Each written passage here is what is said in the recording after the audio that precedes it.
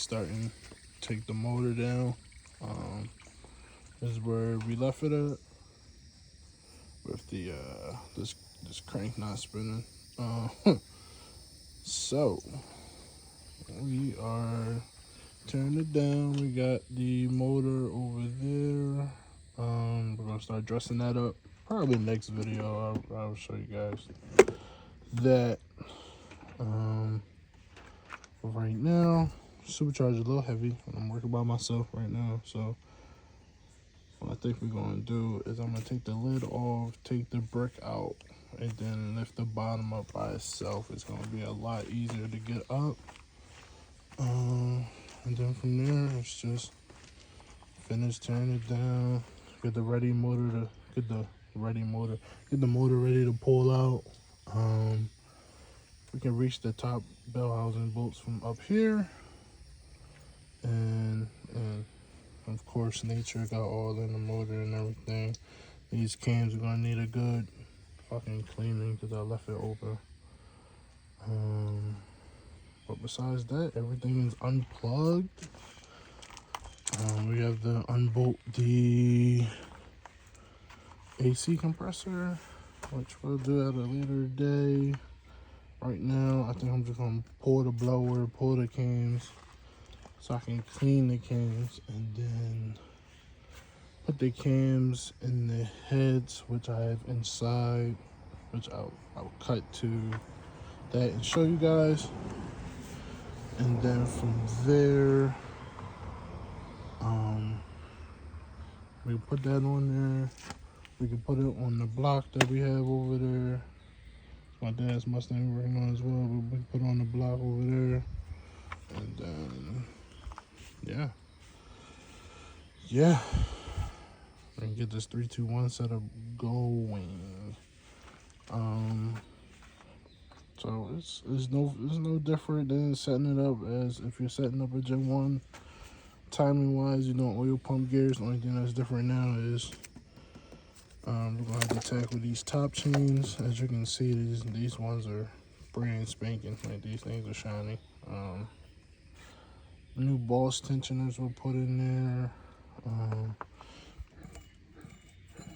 You can hear that thing sucking in. Can you even see it on the video? Let's start to show a little bit.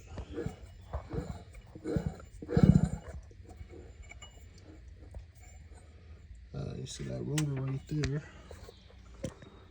which is, it's a bolt. There's nothing crazy on there. Whew, I was thinking it was something crazy myself. But then, yeah. So that's gonna be it for now. I'll share this with you guys before we took it apart more. All this, camera's focus, it's oil.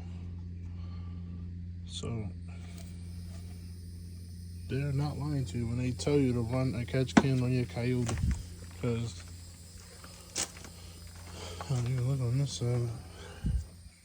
That's a big drip. So I was having massive amounts of blow by around this thing. I had just got a catch can before, and the water went poof. But this would be a good opportunity. See how dirty the blower got. That's from me running no hood for so long. I got caught in the rain a few times, and sometimes I got home late from work the night before. Didn't cover it up before I left back out in the morning. So this is gonna be a great time to take it apart, clean it really well. I don't know if I want to paint it. They're gonna make it like a contrasting color to the blue. I don't know.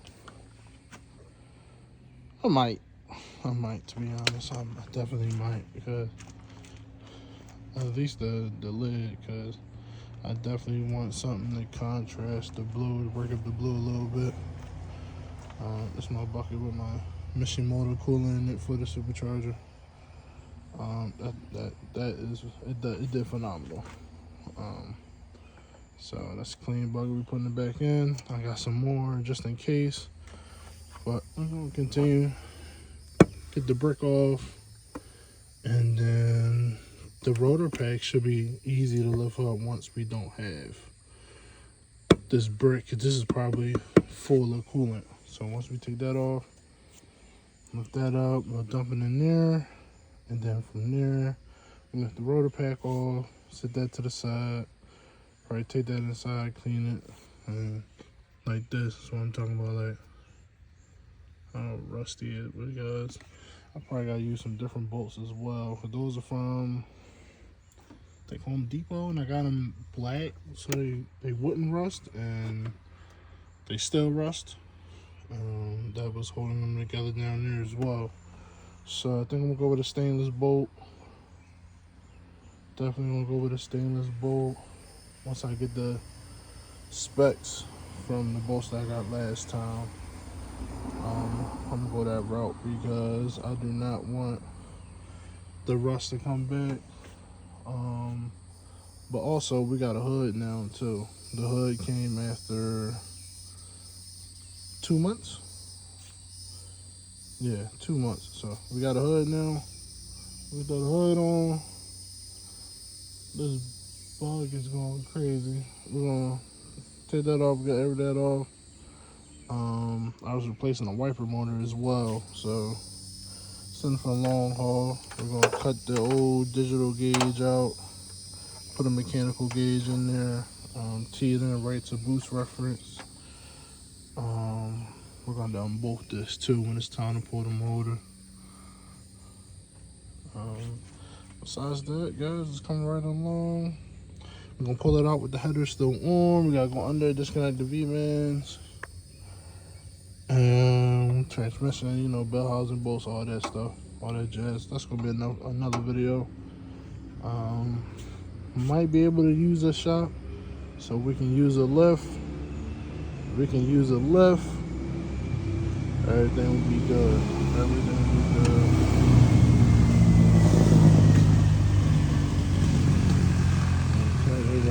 Okay, some quads, but yeah, so that's it. That is the plan right now, but let's get this torque. Alright guys, so I had to call in some backup, get my dad out here. I got the supercharger pulled up, and you guys just see, like, this thing is nasty. This bolt snapped. It wasn't even in there that long, but it snapped. So whatever. We got the wiring harness is all unplugged. Everything is unplugged. There's a little trap behind this heater hose that I was trying to get unplugged. So passenger side, everything is unplugged. We gotta get these. Wow, now the heater core wants to leak after I don't know how many motherfucking days. So what we can do is we can get these knock sensors out, throw them into the new block already, and then they can just sit and wait in the block. Yeah, 13 balls through to not stock trends. That one is buried in the abyss of the garage that I have. This is one that I picked up from a guy in Connecticut. $500. He gave me, he broke it down $500. Everything was cool on it, but unfortunately, your boy trying to spirited driving and things of that nature.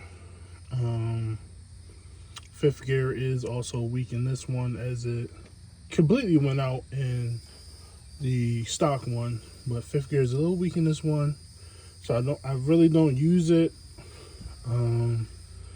Fifth gear, sometimes I shift into,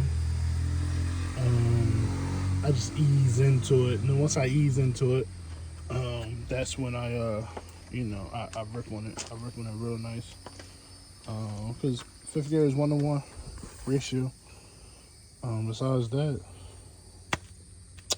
yeah. So this is how it's really going to sit until it's time to put the motor together. I'm gonna put the other motor in. Let me say that. This is really how it's gonna sit. The clutch line, everything, all that's gonna stay back there. We're good to go. Like I said, everything's unplugged. Move to the side. We're gonna get these knock sensors unplugged, and then we're gonna, lift it up and out. So if you guys know anybody, oh my god, we got a puddle of water in there. I'm happy we're not reusing these. If you guys know anybody who likes to rebuild and resurface heads, let me know. This set I definitely want to get done. I definitely want to do a port job. See, we got all types of manners and shit falling down in there. I want to get ported. Want them to be ported and everything. The block I definitely want to send out. Maybe L&M, maybe RPG, somebody, but I want this block to be rated for 2000. I want that piston rod, sleeve, whatever the case may be, combo, because I want this one to come back in the car, because this motor is going to be for when it's time for twins. Because I definitely am. This is definitely going to be a twin car, T56 car, and probably up the gears a little bit in the rear to like a 373. That on top of twins. Let it spoil, let it eat, and that's gonna be a dream setup for this car right here. But that is after we get our 1314 GT500. I know you're probably thinking you already got S197. Why get another S197? This is dream car number 1. That's dream car number 2, and I gotta have them both together. No ifs, ands, or buts. Gotta have them both together. So this car will go twin turbo, full race build, everything after we get the GT500. Definitely want to do like a similar build to Mustang Lifestyle, Android Mustang Lifestyle with El Chapo Jr. Definitely I'm going to throw Motec on it.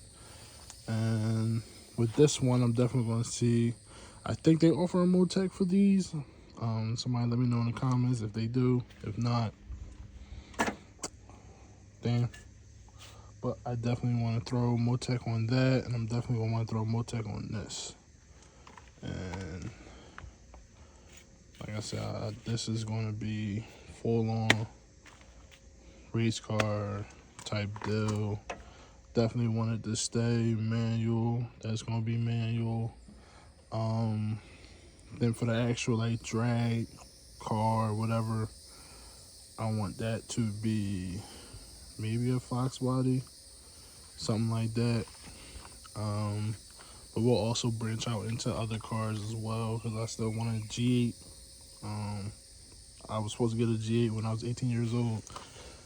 Deal fell through, so I never got a G8. I never got to be an LS boy.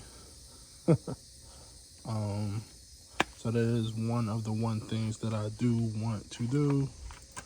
I got love for all cars, guys. I definitely got love for all cars. Mustang is just my favorite, but not to say we won't branch out into other cars. Somebody's calling me. Not to say we won't branch out into other cars, but early stages of the channel, we're gonna do what we can. But GT500 is first. No matter what we do, that is first. yeah, so any questions, comments, please let me know. I'm doing this all myself, and I got a buddy who's helping me. We're doing this all ourselves.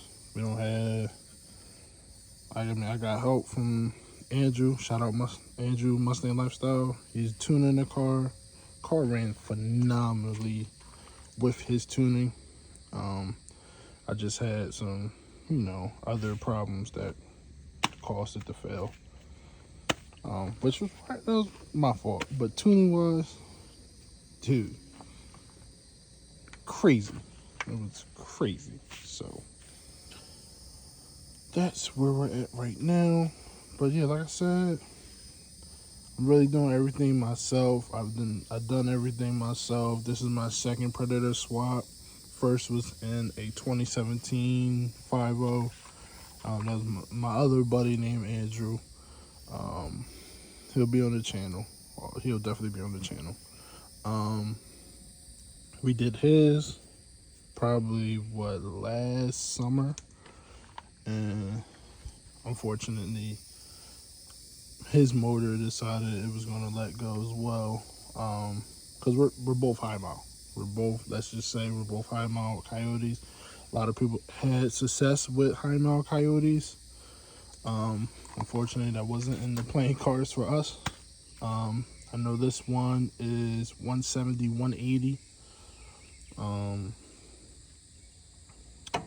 Around that area. His was like 160, 170. And he also ran nitrous through his for a long time. So something that we're speculating something his top end let go. But for peace of mind, instead of just repairing the one thing and then keep pushing, he decided he was going to swap the whole motor, put a whole new motor in there, which I can't get mad at him for. He put a whole new motor in the car, got that thing running, dialed in. He good now. And then he wound up moving to Atlanta, and trust me, he probably down there acting a fool down in Atlanta. So I gotta hold this down up north. So definitely getting this out. Like I said, yeah, I'm doing everything myself. So whatever you guys have any questions, comments, why I did this and I did that, what I do for this, what I do for that, definitely am open. I will definitely share my experiences. Definitely will give you guys any tips and tricks that I was successful with. And from there, I hope you guys help me too. So I'll see you guys in the next one. Drive fast, drive safe, be careful, watch the law, and be great.